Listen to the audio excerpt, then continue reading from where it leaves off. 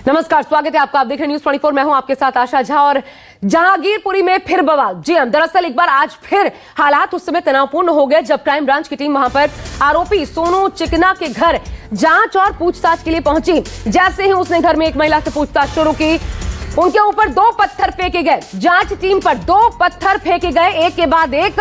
ये देखिए, इसके बाद वहां मौजूद सुरक्षा बलों ने हालात को संभाला और एक शख्स को हिरासत में लिया। ये जांच टीम पर हमले की तस्वीरें हम आपको दिखा रहे हैं। दरअसल ये इन्हीं पत्थरों से पथराव किया गया। जांच टीम पहुंची थी, एक महिला से पूछताछ कर रही थी। सोनू चिकना के परिवार की महिला बताई जा रही है जिससे पूछताछ की जा रही थी। और उसके बाद ये देखिए, पथराव होता है। आपको ये भी बता दें, जिस शख्स की तलाश में जांच टीम पहुंची थी, वो शख्स सोनू चिकना, उसके फरार होने की भी जानकारी सामने आई है। हालांकि इसके बाद हालात को संभाल लिया गया। ये एक्सक्लूसिव तस्वीरें न्यूज़ 24 पर इस वक्त आप देख पा रहे हैं। पत्थर से हमला हुआ, एक बार फिर जांच टीम के ऊपर, एक बार फिर पथराव हुआ। देखिए, बड़े बड़े पत्थर आपको नजर आ रहे हैं। एक बार फिर हमला हुआ जांच टीम पर, लेकिन हालात यहां पर बिगड़ने नहीं दिए गए, क्योंकि अगर यहां पर एक बार फिर हालात बिगड़ते तो स्थिति कहीं ज्यादा भयानक हो सकती थी। लेकिन तुरंत कंट्रोल में लिया गया पूरी सिचुएशन को। आपको बता दें, अभी तक इस पूरे मामले में 23 आरोपियों को गिरफ्तार किया जा चुका है। इनमें खबर यह भी है, दोनों पक्षों के लोग हैं। इधर इस पर जमकर राजनीति भी हो रही है, लेकिन इन सब के बीच राकेश अस्थाना पुलिस कमिश्नर जो है, उन्होंने स्पष्ट किया कि इसमें दोनों ही पक्षों को लोगों को पकड़ा गया है। ऐसा नहीं है कि एक तरफा कार्रवाई की जा रही है। निष्पक्ष तौर पर इसमें जो भी संलिप्त पाए जा रहे हैं उनको पकड़ा जा रहा है। ये देखिए, हम आपको अलग अलग तस्वीरें दिखा रहे हैं इस पूरी घटना से जुड़ी।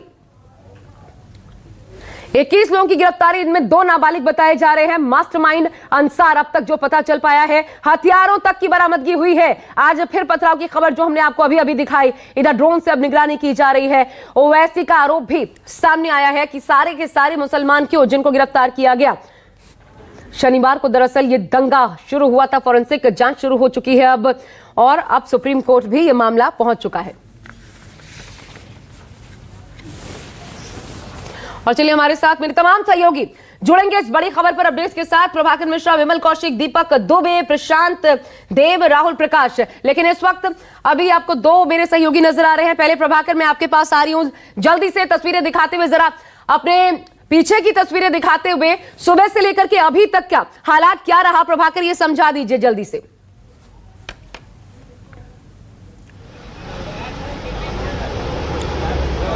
आशा, ये तस्वीर मैं यहाँ दिखाऊं, ये पीछे देखेंगी, बैरिकेड्स देखेंगी, या बैरिकेड्स के साथ देखेंगी कि पुलिस वाले खड़े हैं इसी सड़क पे।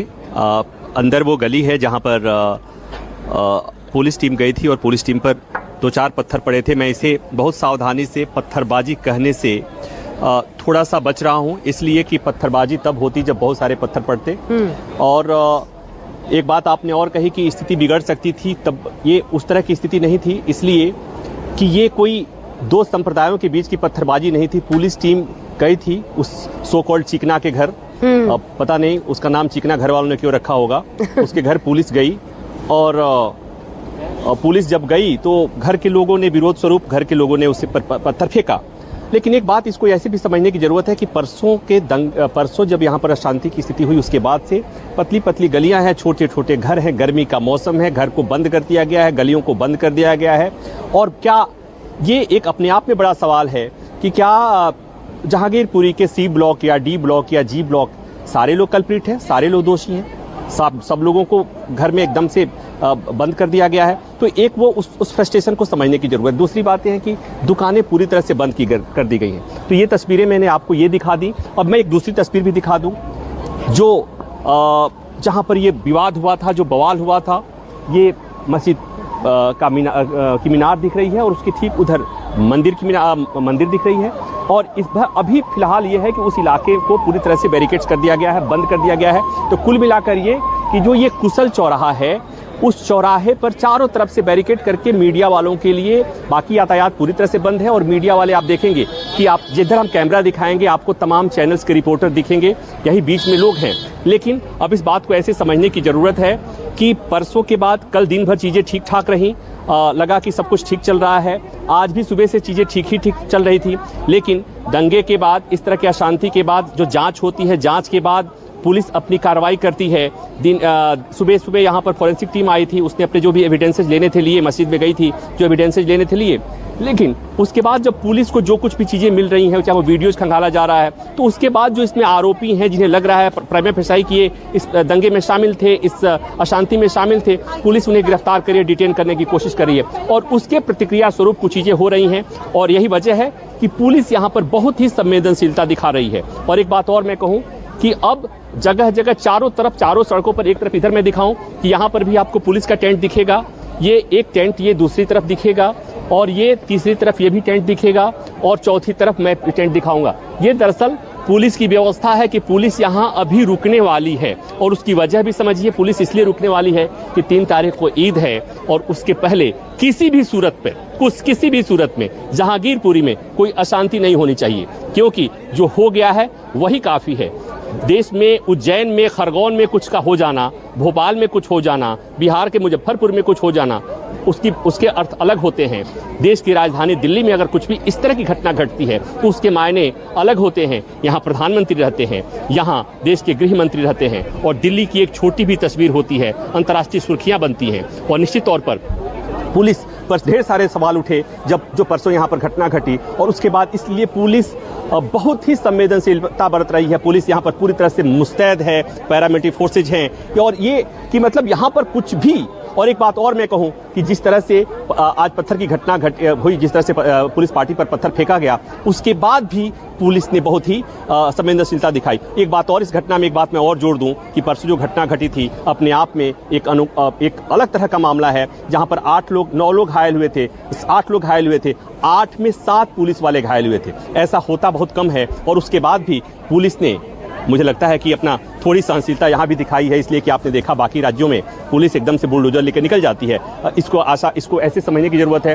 तो ये हमारे आसपास की तस्वीरें देख लीजिए, या हमारे तमाम साथी यहाँ पर सहयोगी अपने चैनल के जगह खड़े हैं। एक बात और मैं बता दूँ कि इधर की गलियों में जिधर आज ये पत्थर फेंकने की घटना हुई, उधर से पूरी तरह से यातायात को बंद कर दिया गया है। पत्रकारों तक को भी उधर से जाने की इजाज़त नहीं है। उधर हम गए थे, उस समय हटा लिया गया था। और आपको यहाँ पर या तो पुलिस दिखेंगे, पुलिस की गाड़ियाँ दिखेंगी, पुलिस और पैरामिलिट्री फोर्सेज के लोग दिखेंगे, या मेरे जैसे पत्रकार दिखेंगे जो दिन भर यहाँ बैठ करके देश के लोगों को पल पल की जानकारी दे रहे हैं। लेकिन मैं एक बात और कह रहा हूँ कि जहांगीरपुरी अभी ठीक है, जहांगीरपुरी को कुछ नहीं हुआ है। जो होना था वो हो गया था। अब जो चीजें हो रही हैं, आफ्टरमाथ जिसको बोलते हैं, कि मैं दीपक का रुख करूं उससे पहले एक और छोटा सा सवाल और उस पर जरा क्लैरिटी, क्योंकि जरूरी हो जाती है। पुलिस अगर जांच नहीं करेगी, आज की जो खबर सामने आई प्रभाकर, उसकी गंभीरता को देखते हुए, इसलिए बहुत संक्षिप्त में उसका जवाब दीजिएगा। क्या इसे पथराव ना कहकर शरारत कहना बेहतर होगा? क्योंकि यही 2 पत्थर जो कि फेंके गए, ये शरारत थी किसी की, हो सकती है।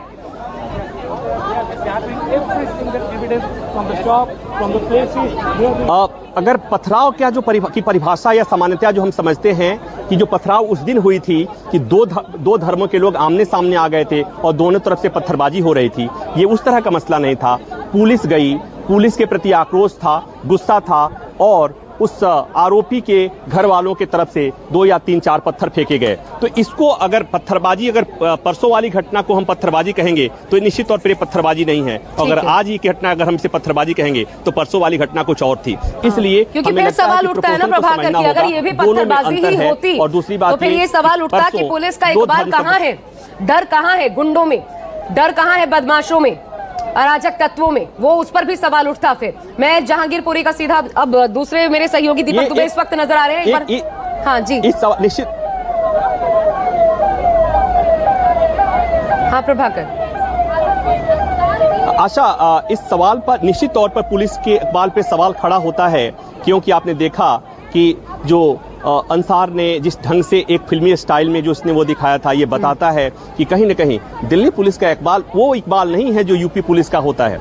यूपी पुलिस के बारे में, यूपी पुलिस मामले में उसको बाकी लोग जिस तरह से कहें कि वहाँ पर अपराधी डरते हैं, आपने किस तरह से देखा कि लोग अपना वो कुछ अनाउंस करके चले जाते हैं थाने पर कि मुझे सरेंडर करना है, या इस बात से डरते हैं कि गाड़ी पलट जाएगी। लेकिन यहाँ पर एक दिल्ली दंगे का, दिल्ली जहांगीरपुरी कांड का मास्टरमाइंड पुलिस की गिरफ्त में होता है और उसके बाद से फिल्मी स्टाइल में वो कहता है, वो उस तरह से इशारा करता है कि वो उसे वो फायर नहीं, फ्लावर नहीं फायर है। तो ये बताता है कि कुछ न कुछ दिक्कत है और ये बात विचार करने की जरूरत है दिल्ली पुलिस को कम से कम। और वो तस्वीरें खूब वायरल भी हो रही है सोशल मीडिया पर, उसका खुद चटकारे भी लिए जा रहे हैं, अलग अलग तरीके से उस पर मंतव्य भी पेश किए जा रहे हैं। मैं दीपक दुबे का रुख कर लेती हूँ, मेरे सहयोगी मौजूद है। दीपक, सोनू चिकना के बारे में क्या इंफॉर्मेशन है? दीपक, ये शख्स कौन है, किस प्रकार की संलिप्तता इसकी उस दिन जो घटना घटी शनिवार को, उस दिन इसकी संलिप्तता किस प्रकार थी उस घटना में, और फरार हो गया है, क्या जानकारी है इसको लेकर?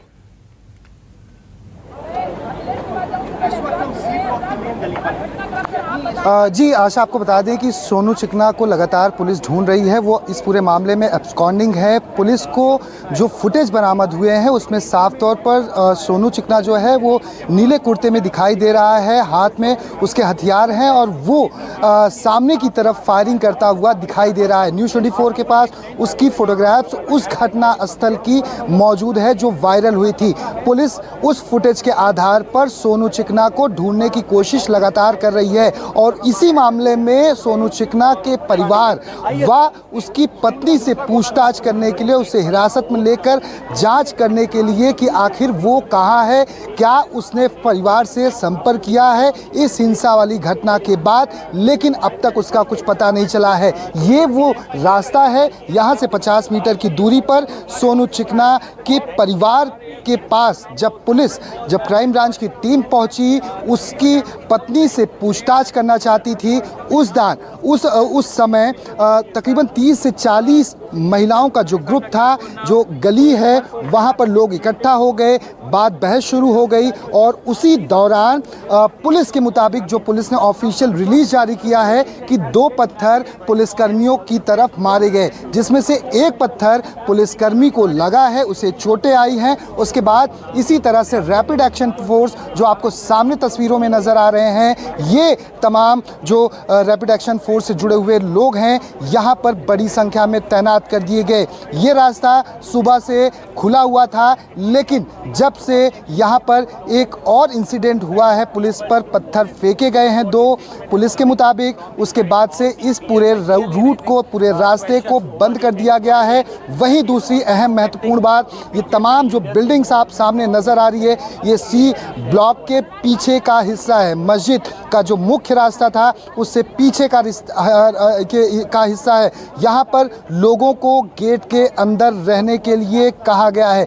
कोई भी जो यहाँ का रहवासी है, वो जो सामने आप गेट देख रही हैं रैपिड एक्शन फोर्स के पीछे, वो गेट से कोई भी रहवासी बाहर बेवजह नहीं आ सकता है, चाहे महिलाएं हों, चाहे बच्चे हों, चाहे पुरुष हों, क्योंकि पुलिस चाहती है कि लोग अंदर रहें, शांति व्यवस्था कायम रहे और जो भी शख्स इस पूरी हिंसा में शामिल था उसे गिरफ्तार किया जाए। पुलिस की जो क्राइम ब्रांच की टीम है सादे ड्रेस में सुबह से ही गश्त कर रही है, उन सभी इलाकों में जा रही है जो सी ब्लॉक के अलग अलग हिस्सों में हैं। वहां पर जाकर जो फुटेज 100 से ज़्यादा वीडियोस बरामद हुए, उसके आधार पर कई लोगों को डिटेन भी किया गया है। न्यूज़ 24 ने सुबह ये भी दिखाया कि किस तरह से एक शख्स को और डिटेन करके लेकर क्राइम ब्रांच की टीम गई हुई है। लेकिन सवाल ये है कि आखिर ये पथराव किस बात को लेकर किया गया? क्या ये आक्रोश था, पुलिस की टीम का अंदर जाना, या फिर कुछ और वजह है? इसकी तफ्तीश पुलिस आगे करेगी। पुलिस का क्या है दीपक, सोनू चिकना की तरफ इसके बारे में कोई इंफॉर्मेशन है? डिटेन किया है। इस शख्स की हिस्ट्री क्या है जिसके पास पिस्तौल भी हो, जो इस प्रकार से उसमें बढ़ चढ़कर हिस्सा भी ले रहा है? इसकी हिस्ट्री कुछ सामने आई है?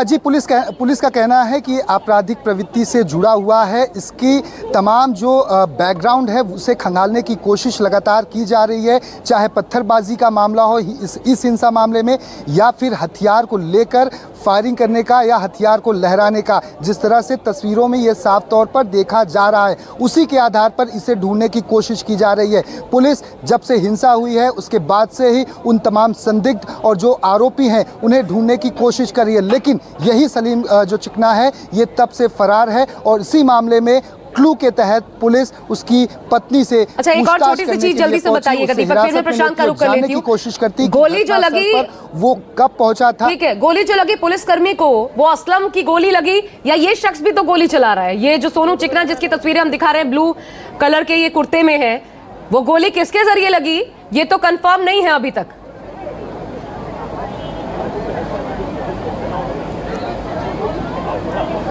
जी आपने सही कहा, इस बात की तस्दीक अभी तक नहीं हो पाई। यहाँ तक कि जो पुलिसकर्मी को गोली लगी उनका कहना था कि फायरिंग हुई, उन्हें गोली लगी। आखिर कैसे लगी, किसके द्वारा की गई, ये जांच की जा रही है और यही वजह है। आशा में थोड़ा सा वक्त दीजिएगा। ये तमाम जो सीसीटीवी फुटेज इस चौराहे पर, कुशल चौराहे पर लगाए गए हैं, क्राइम ब्रांच की टीम सुबह से ही हमारे सामने कई बार जो शॉपकीपर के द्वारा सीसीटीवी फुटेज अपने शॉप के बाहर लगाए गए थे, ये सामने जो खंबा दिख रहा है यहाँ पर लगाए गए थे, क्योंकि जो जिस बात कर रही हैं सोनू चिकना की, वो जो फायरिंग करता हुआ दिखाई दे रहा है इन्हीं फुटेज में कैद हुआ होगा, क्योंकि वीडियोस में वो साफ तौर पर दिखाई दे रहा है। तो ऐसे फुटेज को खंगालने की कोशिश लगातार की जा रही है। उन फुटेज जो सीसीटीवी फुटेज हैं उन्हें ग्रैब किया जाएगा। उसके बाद एक एक शख्स की तस्दीक की जाएगी कि कितने लोग ऐसे थे जो इस पूरी हिंसा में शामिल थे। असलम का भी वीडियो सामने है क्या दीपक, गोली चलाते हैं, या सिर्फ सोनू चिकना का ही वीडियो? ये एकमात्र ऐसा शख्स है जो गोली चलाता नजर आया है, या असलम भी गोली चलाते नजर आया है, उसका भी कोई वीडियो है?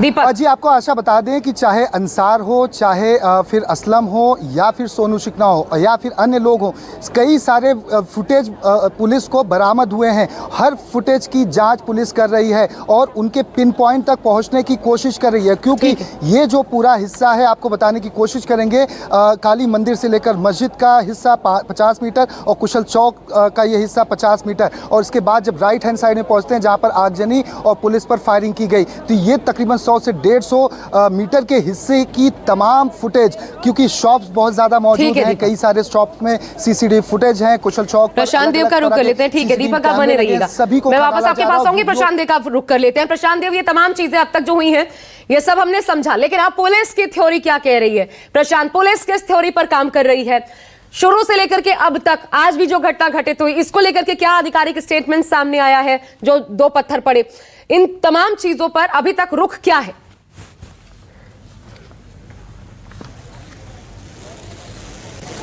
देखिए, पुलिस की जांच जो है ना, पुलिस की जांच अभी बहुत ही प्राथमिक स्तर पे। अभी तो सभी चीजों को अलग अलग सेट बना के रखा जा रहा है। वीडियोस जो आए हैं उस वीडियो को तस्दीक करके, उसको वेरीफाई करके, जो लोग पहचान में आ रहे हैं उनको।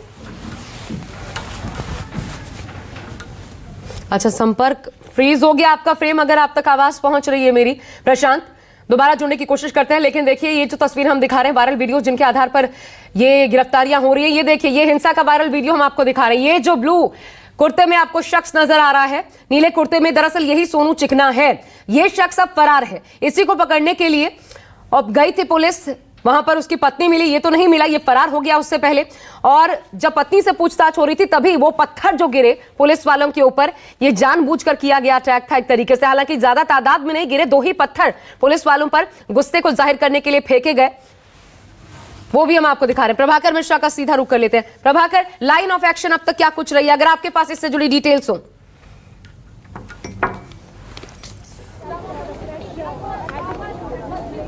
लाइन ऑफ एक्शन आपको दीपक बताएंगे और प्रशांत देव बताएंगे। मैं जो बता रहा हूं ये बता रहा हूं कि जहांगीरपुरी में हर आदमी पीड़ित दिख रहा है मुझे। यहाँ का हिंदू पक्ष भी कहता है कि उसके साथ नाइंसाफी हुई, मुस्लिम पक्ष कह रहा है कि उसके साथ नाइंसाफी हुई, जो यहाँ के आम जनता है उसके साथ भी नाइंसाफी हो रही है, और नाइंसाफी हम जैसे लोगों के साथ भी हो रही है। टेम्परेचर इतना ज़्यादा है आशा, जो लोग यहाँ खड़े हैं उनसे पूछिए कितनी पीड़ा हो रही है। और दूसरी पीड़ा एक और कि मंदिर और मस्जिद के विवाद में एक शोभा यात्रा पर पथराव होता है और उसकी विवाद की रिपोर्टिंग करनी एक अपनी पीड़ा है। यहाँ पर सबकी अपनी कहानियां हैं, सब लोग अपनी कहानी को सही बताने की कोशिश कर रहे हैं। तो मतलब यहाँ का जो सत्य है वो सापेक्ष है, हर आदमी अपने हिसाब से व्याख्या कर रहा है कि उसी का सत्य है सो असली सत्य है। लेकिन ये किसका सत्य, असली सत्य है, ये पुलिस जांच कर रही है। सुबह जैसा मैंने कहा कि यहाँ पर फॉरेंसिक टीम आई थी, उसने अपने हिसाब से कुछ सबूत इकट्ठा करने की कोशिश की थी, लेकिन हमने तब भी ये भी कहा था कि करीब 36 घंटे बाद यहाँ पर फॉरेंसिक टीम आई थी।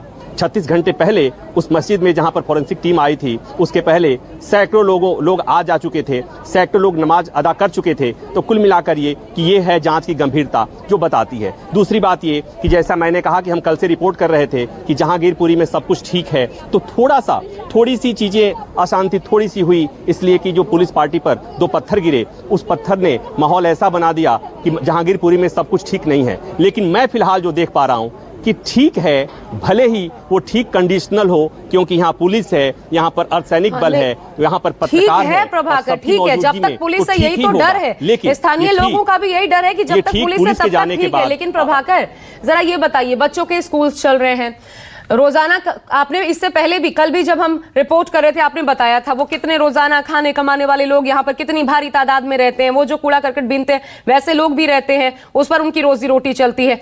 तो ये तो बंद है ना, पूरा इलाका ही तालाबंदी वहां पर लगी हुई है, ये कब तक रहेगी तालाबंदी? वो तो खोला जाना बेहद जरूरी है। बच्चों की पढ़ाई भी प्रभावित हो रही है, लोगों के रोजगार भी प्रभावित हो रहे हैं, ये भी चीजें हैं जिसको सोचना होगा।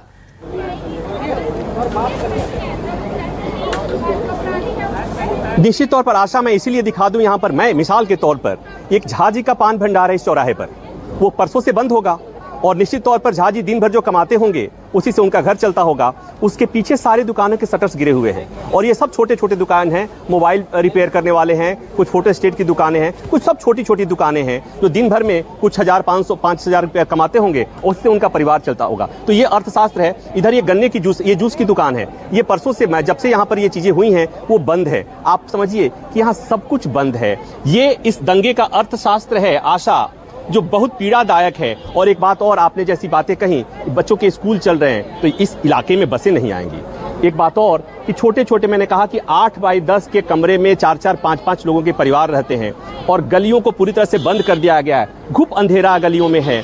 तो यहाँ का जीवन थोड़ा सा मुश्किल है। हम चूंकि बाहर हैं, हम जो देख पा रहे हैं कि एक हम मंदिर और मस्जिद का विवाद के बारे में बता रहे हैं, जो असली पीड़ा, जो असली है, वो नहीं कर पा रहे। ये है ने जो किया, लेकिन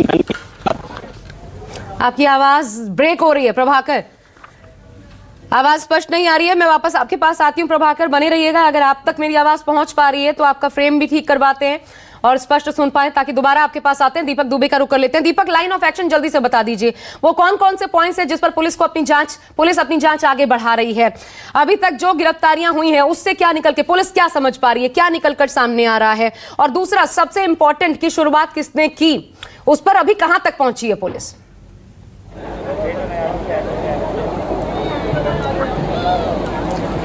जी आशा जी, आपको बताना चाहूँगा कि अभी कुछ समय पहले दिल्ली पुलिस कमिश्नर ने मीडिया कर्मियों को ब्रीफ किया, जिसमें साफ तौर पर इस बात का जिक्र किया गया है कि आपसी 2 गुटों में झड़प हुई है। जहां तक बात एक कही गई एक पक्ष के द्वारा कि मस्जिद पर चढ़कर झंडा लगाने की कोशिश की गई थी, वो बातें बिल्कुल बेबुनियाद हैं, उसमें कोई भी सच्चाई नहीं है। ये दिल्ली पुलिस कमिश्नर का कहना है।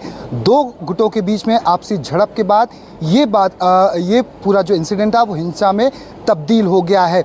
वहीं पुलिस का ये कहना है कि माफ़ी चाहते हैं कि जिस तरह से ये हिंसा हुई उस वक्त पुलिस बल बड़ी संख्या में तैनात था, पुलिस चुस्त दुरुस्त थी, लेकिन जब ये हिंसा बड़े रूप में विकराल लेने लगी तो उस समय फ़ौरन ही पुलिस की बड़ी टीम को डिप्लॉय किया गया। अब तक की जांच के अनुसार पुलिस का ये कहना है कि हमने 21 लोगों को इस पूरे मामले में गिरफ्तार किया है।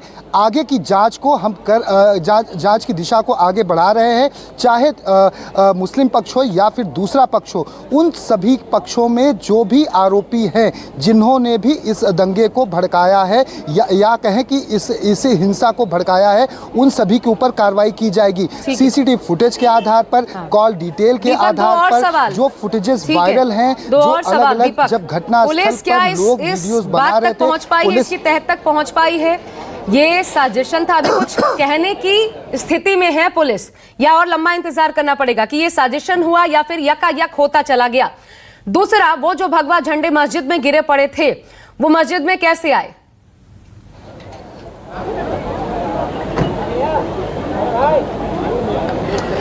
जी, पुलिस ने इस बात को लेकर अभी तक कोई भी तस्दीक नहीं की है कि आखिर भगवा झंडा वहां पर पहुंचा कैसे। लेकिन जो सवाल उठाया जा रहा था कि जो यहां से जब हनुमान जयंती के दौरान जब लोग निकल रहे थे तो लोग मस्जिदों पर चढ़े, वहां पर जय श्री राम के नारे लगाए गए, मस्जिद पर झंडा फहराने की कोशिश की गई। इससे दिल्ली पुलिस के कमिश्नर ने साफ तौर पर इनकार किया है। आपसी झड़प की बात ज़रूर कही है, कहासुनी की बात ज़रूर कही है, उसके बाद ये हिंसा का रूप लिया, लेकिन हिंसा को सही समय पर कंट्रोल किया गया। अब ऐसे में पुलिस हर उस एंगल पर जांच कर रही है। अभी तक इस बात की पुष्टि और तस्दीक नहीं की गई है कि आखिर हिंसा की वजह क्या रही। लेकिन अगर आप एफआईआर को देखेंगी तो उसमें अंसार नामक जो आरोपी है उसका जिक्र है कि वो सबसे पहले शांतिपूर्ण तरीके से जब हनुमान जयंती पर लोग निकल रहे थे, अंसार ने पहल की थी। एफआईआर के मुताबिक 4 से 5 लोगों के साथ वो हनुमान जयंती के दौरान जो लोग निकल रहे थे उन्हें रोका, उनके साथ आपसी कहासुनी हुई और आपसी कहासुनी झड़प में तब्दील हुई। दीपक, मुझे एक बात समझ नहीं आती, जरा इसको बताइए। क्या और ये तो शायद इस पर स्पष्टीकरण राकेश अस्थाना और मुझे लगता है वरिष्ठ पुलिस अधिकारियों को भी देना चाहिए। एक शख्स जो पहले से कुख्यात सट्टेबाज, जिस पर पहले से धाराएं दर्ज, वो शख्स, उसकी इतनी हिम्मत, इतनी जुर्रत कैसे हो जाती है कि जो पुलिस की एक तरीके से पुलिस के स्कॉट में जो शोभा यात्रा आगे बढ़ रही हो, वो उसको पुलिस की मौजूदगी में रोकने के लिए आ जाए और बहस करने लगे। ये कैसे संभव है? ये थ्योरी समझ से परे है।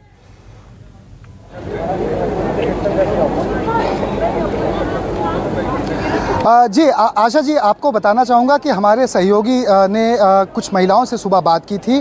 वो महिलाओं के पति या उनके करीबी लोगों को गिरफ्तार पुलिस ने भी किया है, जो हिंदू पक्ष से आते हैं या जो उस हनुमान जयंती के दौरान उसमें मौजूद थे। उनका कहना था कि ये अंसार नामक शख्स ये लगातार लोगों को भड़का रहा था, अपने लोगों को, इसके साथ साथ लगातार जो हिंदू समुदाय से जुड़े हुए लोग थे उन्हें कह रहा था कि आप यहाँ से निकल जाओ, यहाँ पर आप डीजे नहीं बजा सकते, इस मस्जिद के पास आप नहीं खड़े रह सकते। ऐसा महिलाओं का कहना है जिनके पति या उनके लोगों को गिरफ्तार किया है। वहीं जो आप बात कह रही हैं कि उसमें डर बिल्कुल भी शायद नहीं था, क्योंकि एक फुटेज आपने देखा होगा जब कल रोहिणी कोर्ट में उसे पेश किया जा रहा था तो जिस तरह से वो पुष्पा नामक एक फिल्म आई थी उसके डायलॉग पर वो अपने चेहरे पर हाथ उठाते हुए, स्माइल देते हुए पुलिस के स्कॉट में कोर्ट में जा रहा है, अगर वो इस तरह से हंसता हुआ जा रहा था तो इसका मतलब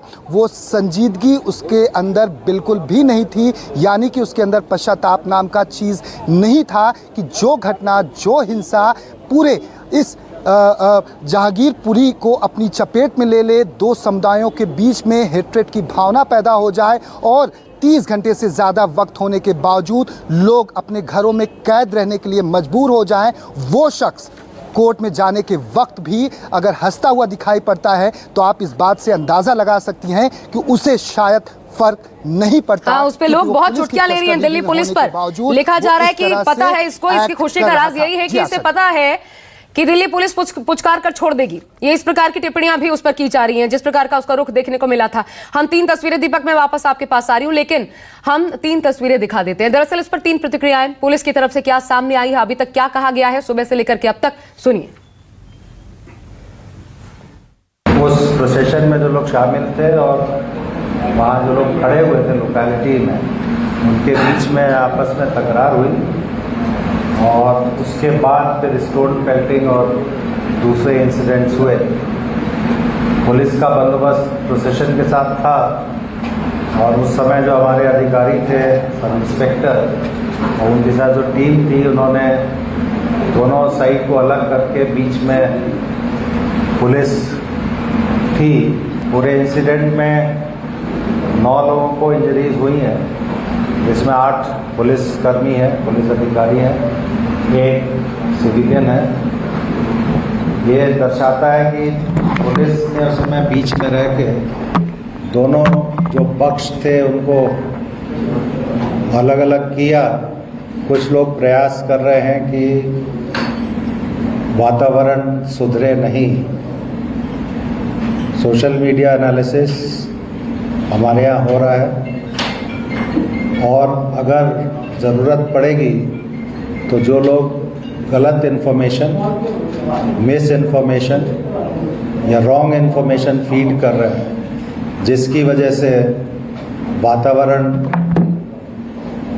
सुधरता नहीं है या बिगड़ता है, तो उनके खिलाफ भी उचित कानूनी कार्रवाई की जाएगी। इस सिलसिले में अभी तक हम लोगों ने ऑफेंस रजिस्टर करके 23 एक्यूज को अरेस्ट किया है।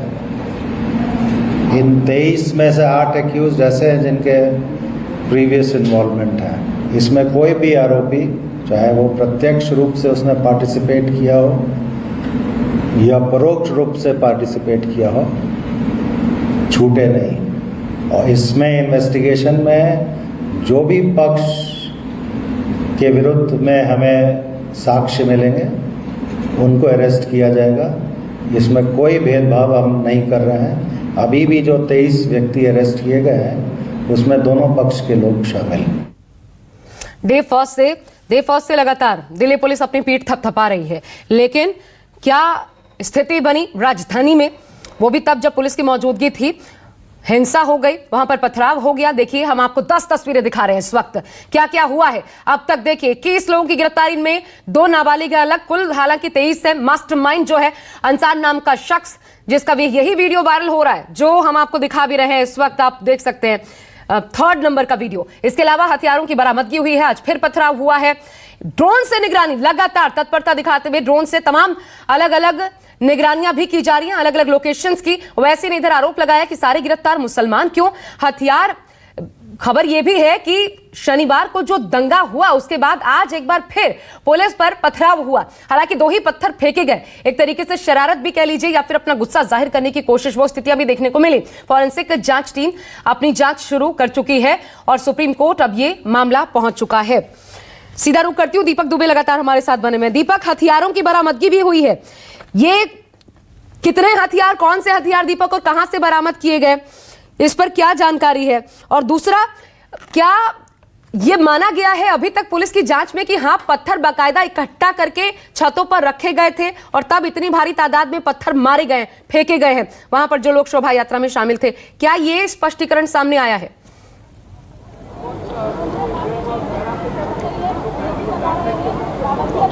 जी, आपको बता दें, तीन तलवार और 2 पिस्टल बरामद हुई है पुलिस को। और पुलिस ने तमाम जो छत मौजूद हैं यहाँ पर, जहाँ से पथराव किया गया था, किशोर चौक पर इस वक्त हम मौजूद हैं, ये छत का इलाका है। पुलिस ने जो मस्जिद का प्रांगण है वहाँ से और जो अलग अलग छतें हैं जहाँ से पत्थर फेंके गए थे, कुछ जगहों से पत्थर बरामद किए हैं। इसके साथ साथ फॉरेंसिक टीम ने, आपको बता दें कि जो बॉटल्स फेंके गए थे, बॉटल्स के जो कण हैं, जो छोटे छोटे हिस्से थे, उसे भी फॉरेंसिक टीम ने अपने साथ लेकर गई है। अब उसे एफएसएल में भेजा जाएगा, क्योंकि बहुत सारे बॉटल्स पुलिस पर या फिर कहें जो यात्रा निकाली जा रही थी उन लोगों पर फेंके गए थे। आखिर उसमें कई लोगों के फिंगरप्रिंट्स मौजूद होंगे। जिन घरों में आरोपी रहते हैं उनके घरों से उनको जब लिया गया हिरासत में, तो उन घरों में भी जाकर जांच की गई। जहां पर मस्जिद में लोग मौजूद थे वहां पर भी जाकर जांच की गई, वहां से भी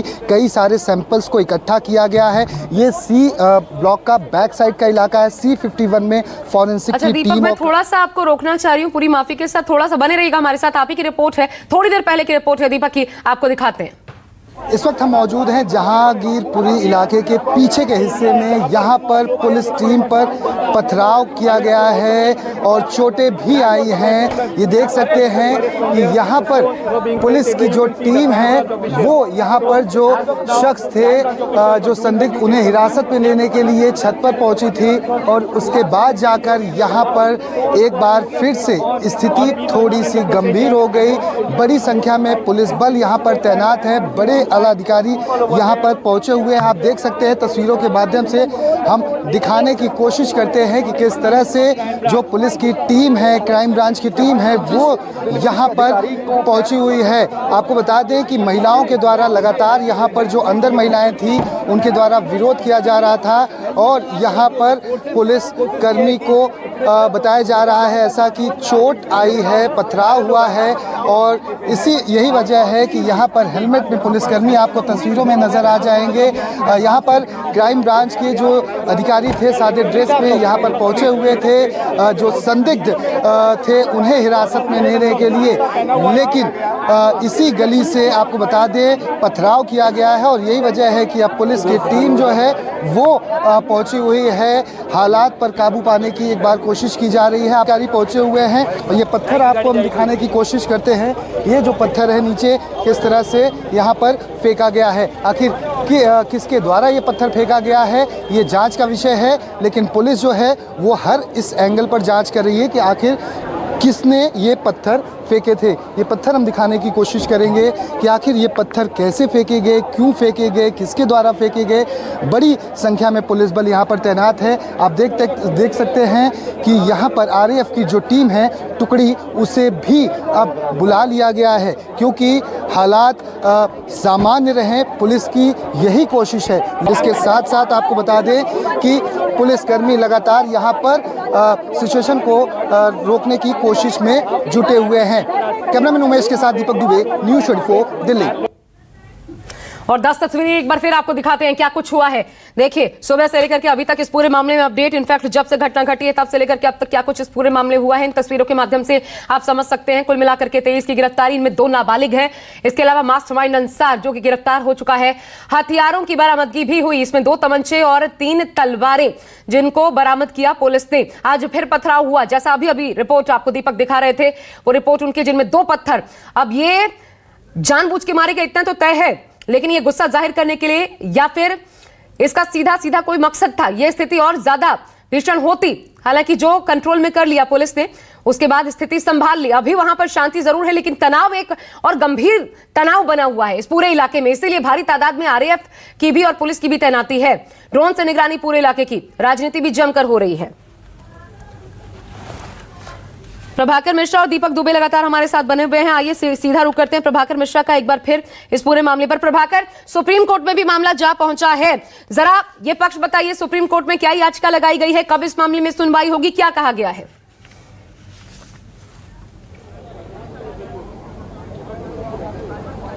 आशा, एक याचिका लेटर पिटीशन जिसको बोलते हैं वो मुख्य न्यायाधीश के नाम से भेजी गई और उसमें जहांगीरपुरी हिंसा मामले की जांच की मांग की गई है। उसमें सिटिंग जज से जांच की मांग की गई है और उसमें पुलिस की कार्यप्रणाली पर सवाल खड़ा किया गया है। ये कि किस तरह से, जिस तरह से गिरफ्तारियां हुई उसमें बातें लिखी गई हैं कि वन साइडेड गिरफ्तारियां हो रही हैं और इसीलिए सुप्रीम कोर्ट से कहा गया कि एसआईटी का गठन हो और उसमें सुप्रीम कोर्ट के सिटिंग जज इस मामले की जाँच करें। एक और पिटीशन फाइल हुई है, उसमें ये कहा गया है कि देश भर में 7 राज्यों का नाम लिखा गया है। जो 7 राज्यों में रामनवमी के दिन और हनुमान शोभा यात्रा में, हनुमान जयंती के दिन और शोभा यात्रा में जो तनाव हुआ है, जो जगह जगह पत्थरबाजियां हुई हैं, जगह जगह तनाव हुआ है, उस सब मामले की जांच कराई जाए, एनआईए से जांच कराई की मांग की गई है। और उसमें बातें कही हैं कि हो सकता है कि इसमें बाहरी शक्तियों का हाथ हो और इसलिए इसमें एनआईए की जाँच होनी चाहिए।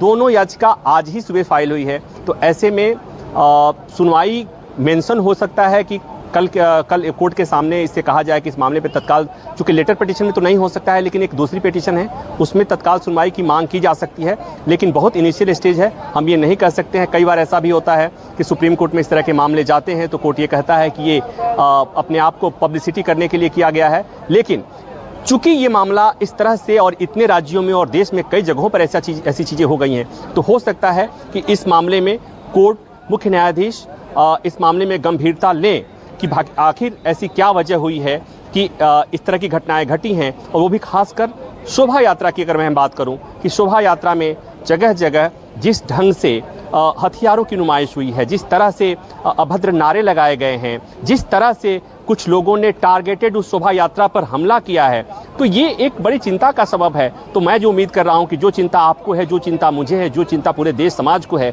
वो चिंता देश के मुख्य न्यायाधीश को भी होगी। और इसलिए हो सकता है कि इस मामले में मुख्य न्यायाधीश गंभीरता करते हुए इस मामले में केंद्र सरकार को और राज्य सरकारों से को जवाब, नोटिस जारी कर जवाब मांगे, लेकिन इसमें वक्त लगेगा। आशा, अभी जो मसला है वो जहांगीरपुरी देश की राजधानी के एक हिस्सा में, जहां पर हिंदू मुस्लिम समुदाय में कन्फ्रंटेशन हो गया और ये तस्वीरें दुनिया देख रही हैं। परसों हमें ये लगा, हम ये अनुमान कर रहे थे कि परसों एक छिटपुट घटना थी और ये चीज़ें शांत हो जाएंगी, लेकिन अभी जो यहाँ स्थिति है, आप मेरे चारों तरफ यहाँ देखेंगी, पुलिस है, पैरामिलिट्री फोर्सेज हैं, रैपिड एक्शन फोर्स है और चारों तरफ बैरिकेटिंग्स है, दुकानें बंद हैं। तो ये जो यहाँ पर एक अलग तरह का माहौल है, ये कोई भी आम आदमी को दहशत में डाल सकता है। गलियां बंद हैं, दुकानें बंद हैं, लोगों के मूवमेंट को एकदम सीज कर दिया गया है। तो इसमें लोगों के मन में गुस्सा भी होगा। और दूसरी बात कि दोनों पक्ष के लोग ये कह रहे हैं कि उनकी गलती नहीं है, दोनों पक्ष एक दूसरे को दोषी ठहरा रहे हैं। सबका अपना अपना सच है, सब दावा कर रहे हैं कि उनका वो ज़्यादा सही है, सब ये कह रहे हैं कि वो दोषी नहीं है। लेकिन दोषी कौन है? तो दोषी उसी दोषी की। बिल्कुल प्रभाकर, मैं रोक रही हूँ, एक ब्रेक की मजबूरी है, आपको रोकना पड़ रहा है यहाँ पर, लेकिन लगातार बड़ी खबर पर बने हुए हैं आप दोनों का। हालांकि शुक्रिया अभी के लिए प्रभाकर आपका और दीपक आपका भी हमारे साथ जुड़ने के लिए। लेकिन जहांगीरपुरी हिंसा से जुड़ी एक एक अपडेट सबसे निष्पक्ष। नमस्कार, मैं हूं मानक गुप्ता। अगर आपको हमारा ये वीडियो पसंद आया हो तो इसे लाइक और शेयर जरूर करें, और हां, हमें सब्सक्राइब और फॉलो करना ना भूलें ताकि आप देश और दुनिया की कोई खबर मिस ना करें। तो जुड़े रहिए हमारे साथ और देखते रहिए न्यूज़ 24।